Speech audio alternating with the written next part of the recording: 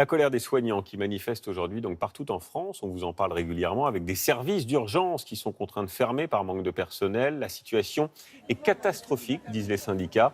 Les soignants réclament aussi des hausses de salaire. 50 rassemblements sont organisés en France. Marc Dana avec Nicolas Fleury et Patrick Verstorn. Ils ont décidé de se rassembler devant les urgences. Un choix symbolique pour ces personnels soignants de Grenoble. Les urgences, c'est le service le plus impacté par la crise des hôpitaux. Alors, ils réclament un moratoire sur la fermeture des lits. À 2 trios d'urgence, sinon il y a défaillance. Depuis 30 ans, on ferme des lits et aujourd'hui, l'hôpital s'effondre. On assiste tous à l'effondrement du système de santé français. À Bordeaux, on descend également dans les rues et on redoute les mois qui viennent.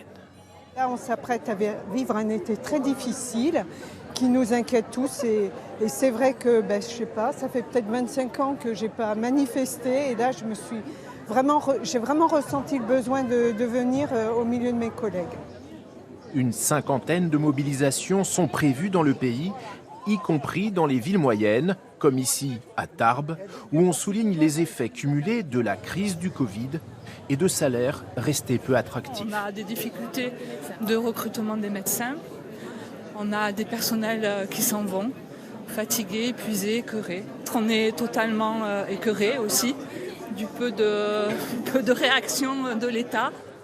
Devant l'hôpital de Rouen, on va jusqu'à réclamer les moyens matériels nécessaires pour continuer à travailler. Ils en sont arrivés à devoir faire grève pour avoir simplement des brancards, des adaptables, des pieds à perfusion. Selon l'association SAMU et Urgences de France, près de 120 services d'urgence font face à de graves difficultés et s'apprêtent à limiter leur activité cet été.